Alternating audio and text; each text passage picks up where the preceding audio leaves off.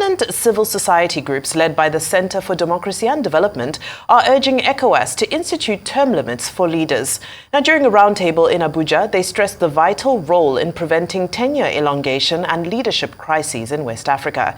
IAGA's Africa Program Coordinator, that's Ibrahim Faruk, joins us to delve into the CSO's appeal to ECOWAS, exploring the feasibility of term limits in curbing coups and tenure extension in the region. It's great to have you on Newsday. A very warm welcome to you, Ibrahim. I'm going to get straight into it.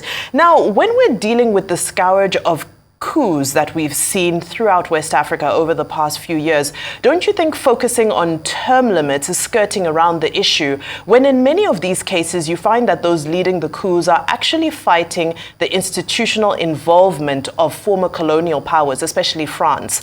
So when we're looking at term limits, are we not skirting around the real foundational issues around these coups? No, not at all. And thank you so much for having me on the show today. But I think one of the things that we've noticed is that there definitely has been a decline in democracy in the West African sub-region. And we've seen that manifested in the unconstitutional changes in government that we've seen in Mali and in Burkina Faso, in the Republic of Niger, and in Guinea as well. And there are some underlying issues that are responsible for this democratic decline and these unconstitutional changes of government that we're seeing. And one of them lies in those absence of term limits that we have in many of these countries. If you look back at the situation in the Republic of Niger, a lot of the crisis that we have in that country can be traced back to lack of respect for term limits, and we've seen a lot of instability in countries where there hasn't been respect for these term limits. If we look at countries like Togo, for instance, that recently amended the constitution to have term limits, even though that this implementation is going to take place retrospectively, meaning that it is not going to start to apply now. So the current president has a right to contest for another 2-year term limit of 5 years each. So that's a potential 10 years in which he can remain in power. We are also seeing an emerging situation in the Gambia, where there are talks about amending the constitution to ensure that there are term limits as well in the new constitution. But there are also fears that the current president is not going to apply these provisions immediately.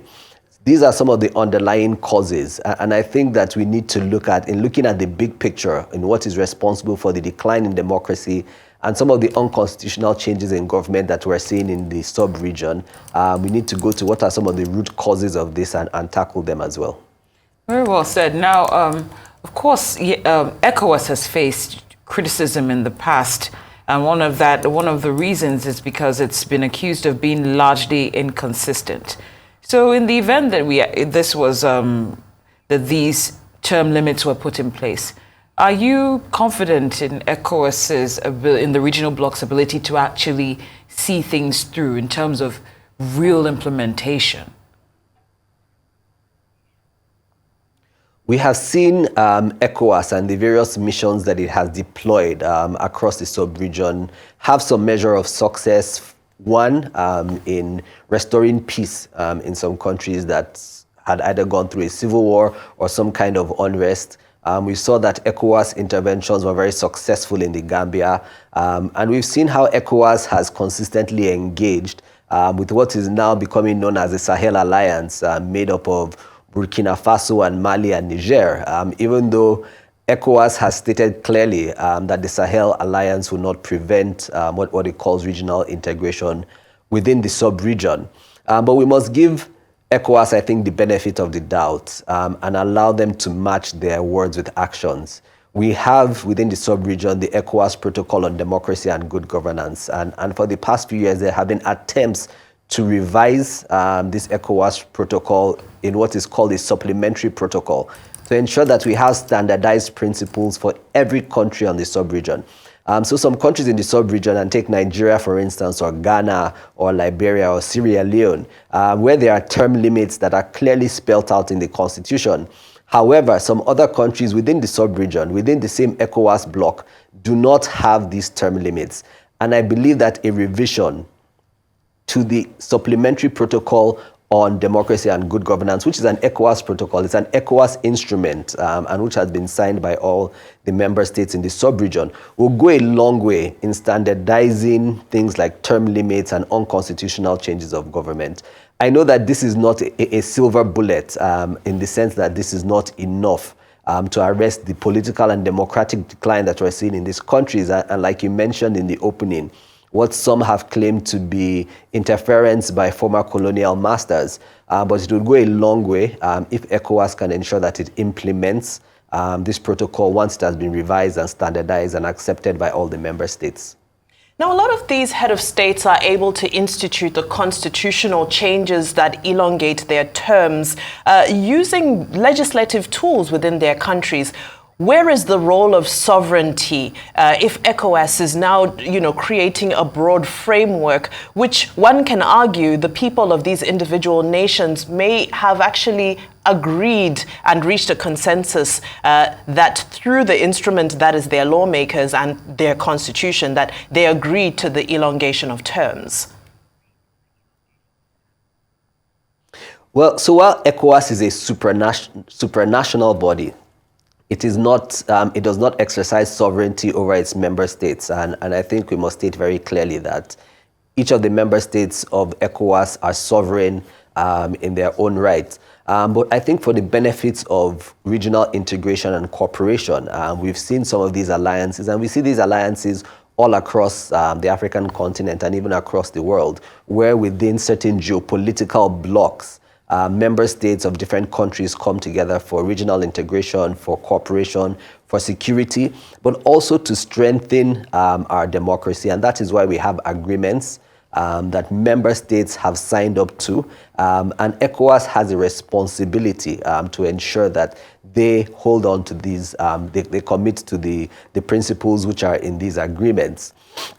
We know that also when it comes to constitutional amendments, there are time frames within which you may amend the constitution. So take, for example, 6 months before an election, any amendment to the constitution or the electoral laws that are guiding upcoming elections should not be amended 6 months to any election, as it usually confers some sort of advantage on the ruling party, as the case may be in that country. And we're starting to see compliance by member states in the ECOWAS, in the West African sub-region and across the continent for some of these. So ECOWAS is in no way a sovereign body over its member states, but for the benefits of cooperation and integration and ensuring that there's a stable democracy in all of these countries. Because when there's instability in one country within the region, it affects stability in other countries. And we've also seen it with the waves of unconstitutional changes in government, where one member state has an unconstitutional change in government and it sort of sparks a wave among other member states within that sub-region. Well, Ibrahim, I know that you're not part of, this ECOWAS, but, the regional bloc has low credibility and low breakthrough power. It has that reputation when it comes to the way it deals with coups. If it were up to you to, come up with new methods, strategies, tactics, whatever you'd like to call them at this point, to address, whether it's bad governance or coups that stop coups from emerging, what step-by-step procedure would you take, or would you endorse what the approach that ECOWAS has used in addressing these situations? Well, I think I understand the bureaucracy that is involved with the ECOWAS processes when we see unconstitutional changes in government in some of these countries. However, I think that ECOWAS needs to take a more nuanced approach, especially as the situation leading to the unconstitutional changes in government in each member state is usually different. I think there is a two-pronged approach. There's an approach that uses dialogue and mediation. And it's not always the use of force that is the best response when there is an unconstitutional change in government in the various member states that we have. One of the things that I think is very important that ECOWAS needs to continue to do is to ensure that there is strict adherence to transition timelines that have been set whenever there are unconstitutional changes in government. When we look at the situation in the Republic of Niger, for instance, time and time again, the CNSP in Niger, the ruling military junta, as the case may be right now, has not adhered to these timelines. But there are also mediators, and I think even if you look within the Nigerian state, there are actors who are able to mediate effectively on behalf of ECOWAS, on behalf of Nigeria, which currently holds the chairmanship of ECOWAS as well, to ensure that there is a return to a constitutional government within a quick period of time. I think we have seen that sanctions have not always worked, and despite the fact that ECOWAS has fixed sanctions on many of these countries, and I think we must also add that this is in line with ECOWAS protocols on democracy and good governance, and that where there are unconstitutional changes in government, sanctions will be imposed. But ECOWAS must also remember that it is ECOWAS of the people, and be able to change its stance when sanctions are not working and bringing about the desired results. And for us, in this case, when we say ECOWAS of the people, because we are all members of the sub-region, so that makes us part of ECOWAS.